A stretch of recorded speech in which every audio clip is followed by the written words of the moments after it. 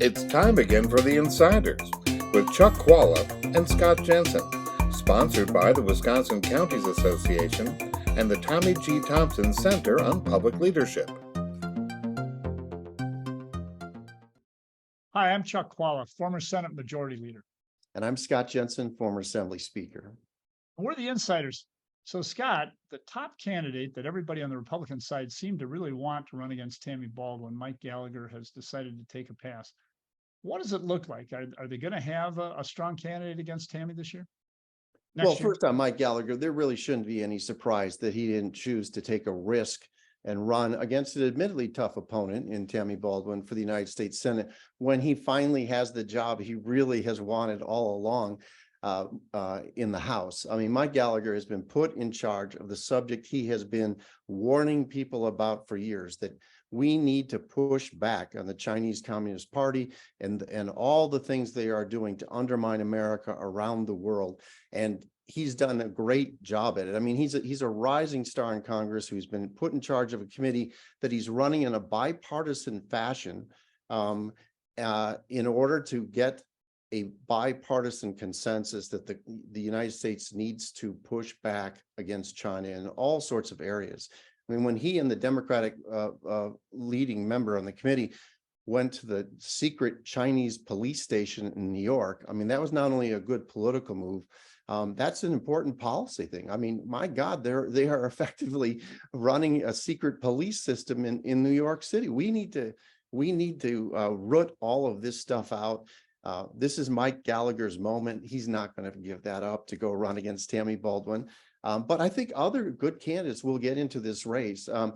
Tom Tiffany has been talking about it, but I don't think that's likely. I think Tom really likes the job that he has. He wants to have a strong candidate. He doesn't want to have a big primary. And so I think in the end, someone like Eric Hovde, a businessman who's been successful, who almost was the Republican nominee for the United States Senate in 2012, 12 years ago against Tammy Baldwin, I think he will now get his shot, and he will likely be the Republican nominee, and he will be a strong candidate. Well, I think that the reality is here. Take a look at Wisconsin history, and rarely does a congressional representative take on a statewide race. And why is that? It's because in every case, unless there's some kind of special election on a different cycle, they have to give up their seat.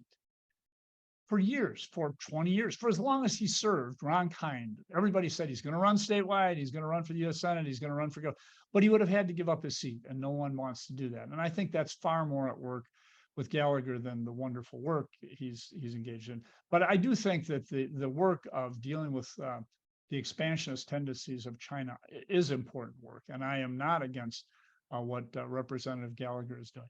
But I think really the bottom line here, wouldn't he rather do that in the U.S. Senate where he's one of 100 instead of one of 435? Yeah, if he could snap his fingers, you bet he'd want to be a U.S. Senator. But he made a calculation. He looked at Tammy Baldwin and he said, not going to do that. I saw what happened last time. As far as the other people that Scott's mentioned, it's a really weak field. I mean, you have to pray. You have to pray for a candidate like Tiffany to be against you. You just got to really pray hard that will happen, because that will make her numbers. I think she won by 10 or 11 the last time. Those numbers will go up. I mean, and that's hard to do in a state like Wisconsin that's as close as it is. I think Tammy Baldwin will probably win by double digits with that field that's out there. And although you'll get a businessman, maybe like Hovde, maybe he gets to be the nominee, and maybe he doesn't have some of the baggage that other people will have because of their votes. But Tammy Baldwin is a remarkably good candidate for the U.S. Senate. I think everybody, if you were to ask Republicans and Democrats nationally, they would probably tell you that we have one of the best candidates possible with Tammy Baldwin and one of the very worst candidates possible with Ron Johnson. How Ron Johnson has managed to survive, through these three elections is beyond me. But I think if you ask true political insiders, I think they would all honestly, whether Democrat or Republican, they would give you the same answer.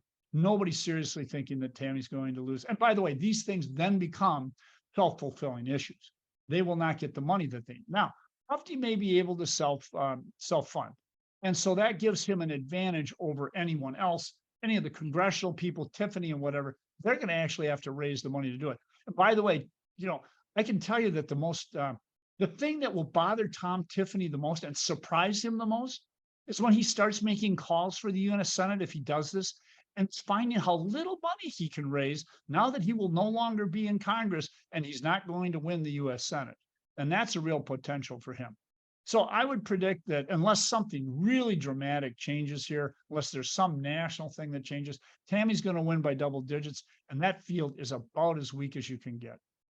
Well, Chuck, one thing you got to remember is that the environment that election will take place in Wisconsin.